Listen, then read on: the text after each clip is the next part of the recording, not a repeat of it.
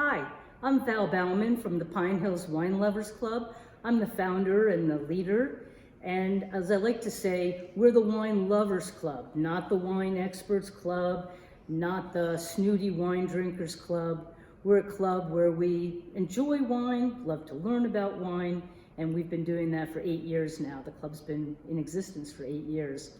It's a real tasting and learning club. So for this segment, I thought it might be interesting for you to see, or at least a little bit, how wine is made. How do we go from grapes to the final product? So, as you can imagine, there's a lot of complexity and a lot of big parts to it, but we're going to do a little demonstration so that you can get a chance to maybe get some of the basics of it. So, of course, we always start with the grapes. Now, the grapes are not very similar to the grapes you're used to eating. These grapes are generally seedless. They're made especially for the wine that you're making. Grapes that we eat and enjoy are a different breed. They're a different hybrid from a wine grape, but we have some grapes here, and we'll use them in our demonstration. The first decision that a winemaker makes is, when do we harvest the grapes? And that depends upon the color. The winemaker may use an instrument to go into the grape to check the sugar level. And the sugar level is important as the winemaker figures out, where are the grapes in their readiness? Are they ready to be harvested? Color, sugar content, how they look, those are very important factors. Also the weather. It's important that harvest be done before it rains. And why is that? Because if the grapes are wet, the vine is wet, the water will seep into the grapes, and what happens is you get a watery grape.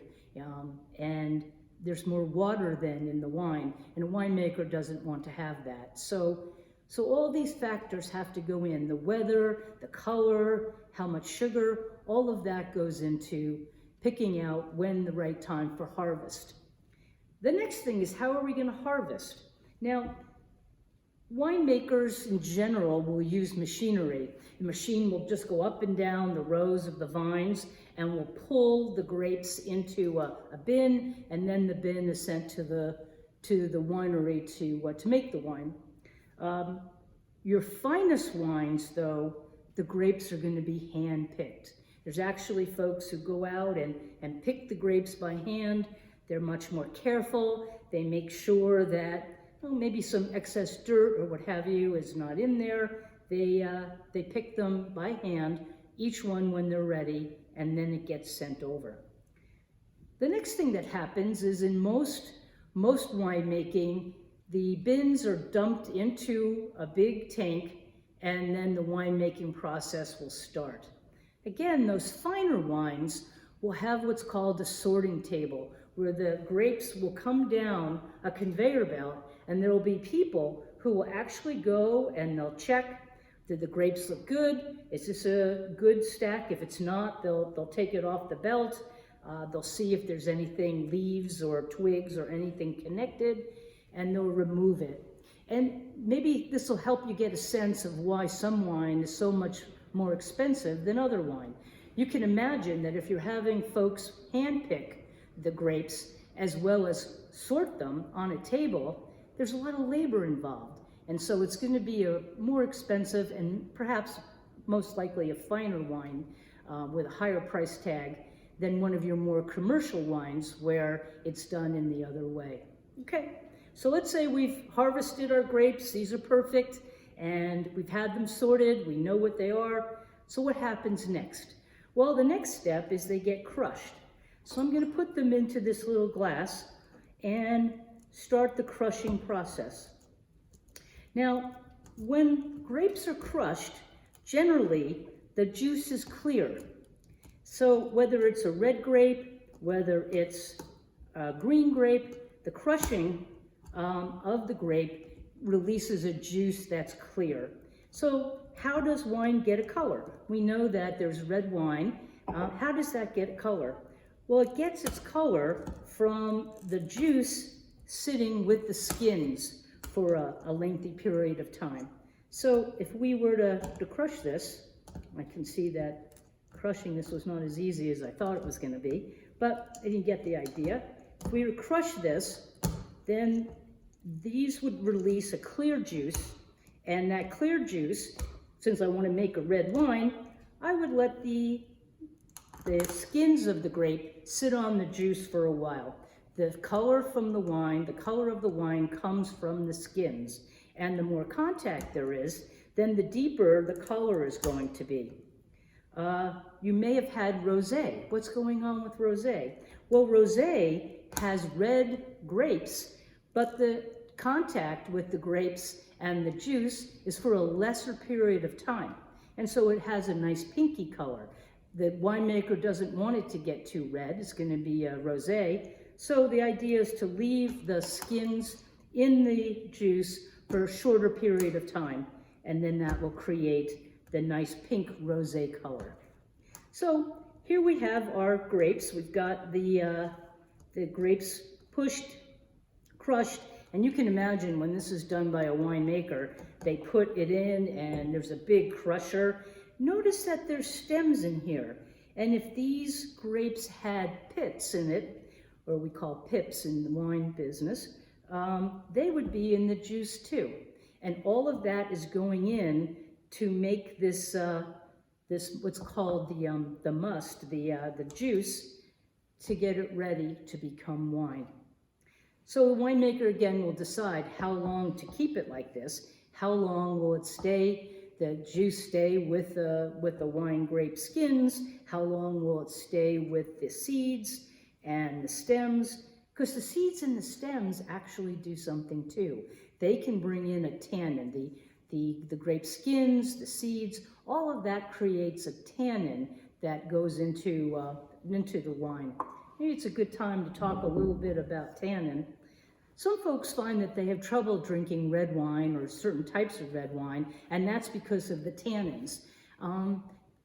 Tannins are something that gives wine character, and some wines, especially deeper red wines, have a lot of tannin in it. And finding one that you like, or there may be brands that, or types of wine that you don't like because of the tannin.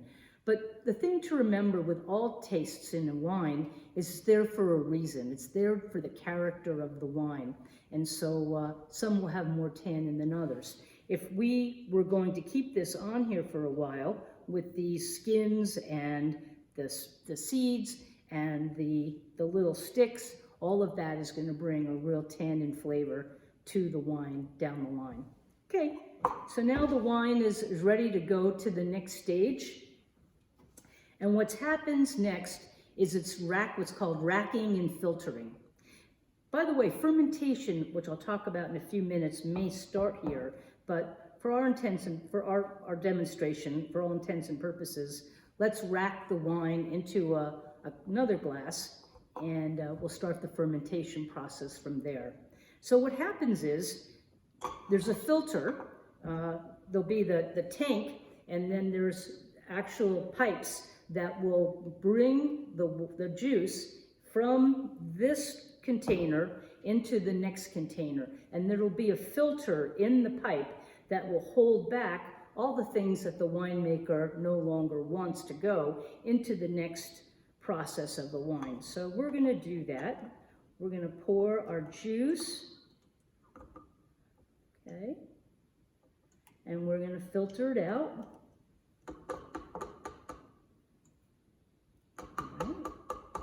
Good. So now we have a filtered juice. And the reality is, we've done one filtering, but a winemaker will likely do several different filtering and racking of the wine to make sure all the impurities are out, anything the winemaker doesn't want in there anymore, to stop the coloring by taking away the skins, to stop the extra tannin by taking out the pips. So it's a complicated process, but this gives you an idea of how it's filtered and racked into the next container. We'll leave this here as a reminder. So now starts the process of fermentation. And what will happen here is yeast will be added to this juice. Now, the winemaker can choose any kind of yeast. They may have their own brand of yeast, a yeast they buy. But interestingly enough, there's yeast all around us. And in a winemaking area, there's going to be yeast on the walls, in the air. So some winemakers may say, you know, I'm not going to add anything at all. I'm going to let just the natural yeast in the air and in the walls start to ferment this juice. So the winemaker chooses what kind of yeast, either natural or one that's purchased, and puts in here, and then starts the process of fermentation. Now, what happens in fermentation is the yeast is going to eat the sugar. That's what the yeast likes to eat, and will produce alcohol and some carbon dioxide and heat. And so the process of the yeast working on this juice will turn it from a sugary grape juice to a wine. Notice that I mentioned too carbon dioxide and heat as well as alcohol. And that's why it's so important that wineries be ventilated properly, that the temperature be controlled, because with our little cup, we're not going to produce a lot of alcohol and heat and carbon dioxide. But if you take big containers, then you're going to get quite a lot of that, and that needs to be handled. So what'll happen is there'll be some fermentation, and the winemaker will actually check the juice from time to time. Maybe at this time too, it'll be put into a barrel, or whatever the juice and coming into wine is going to be stored in. This is where the barrels can come in, and then you get an oaky flavor as well as the fermentation of the alcohol. Barrels, if you've ever seen them, have a big cork at the top, and that's so the wine can be put in there. It can be stirred if there's some excess yeast that the winemaker wants to bring out, and it can age there to get a nice oaky flavor if that's so what the winemaker would like. There's different kinds of oaks. There's American oak, there's French oak, there's even Slovenia oak now, and the winemaker has all these choices, what oak to use and how long to keep it in the barrels to age it. So after that's done, then comes the magical moment where it's put into a bottle and corked, and it still may stay in the wine area for aging. Maybe there's bottle aging before it's sent out for us to enjoy. A couple things about a bottle of wine. Have you ever noticed that it's not filled up to the very top? That it's actually stops around here? This is called the ullage, the open part of the bottle. And that's there for a very special reason, because the air in there will continue to affect the wine as it ages, as it's stored. Wine ages. Wine is something that's still alive. It's hard for us to think about that. But wine is actually still alive. Things are still going on in the bottle as we have it. And this little bit of air helps that process for the wine to oxidize a little bit more, to get a little bit more mellow, for the tannins to soften, and that sort of thing. The cork, that's another thing the winemaker needs to choose. Will it be a screw cap? And those, by the way, are fine now. Screw caps are just fine, so don't be afraid to buy wine with a screw cap. Maybe it's one of those artificial corks. Those are tough. They're hard to get out, and you can never get them back in if there's any wine left over. I don't like them, and at our wine club, we try to stay away from wines that have that, or if we do have a cork like that, then we talk about what it's made of and how difficult it is to put it back in the bottle. Or you might have one with a regular cork. And it's hard to imagine, but actually these corks allow in a little bit more oxygen over time. They seem like they're strong and nothing would come in, but actually they're a little porous, and the air can come in, and between the air and the ullage and the air going in the cork, it helps the wine to age a little bit. Most white wine, you don't need to age. Most wine in general, you buy it and then you enjoy it. In the United States, most wine is consumed within a couple weeks of when it's bought. But if it's a fine wine, a red wine, or even some finer white wines, storing them, the use of the air in the ullage and the little air coming in the cork makes it a really fine wine. So the next time you have a chance to enjoy some wine, think a little bit about all the process that goes through. It's really quite something. We can go from grapes to this wonderful, wonderful flavoring wine. It's sort of I think, a miracle. And it's something that, for those of us who are passionate about it, we enjoy it every day. And thank you for listening.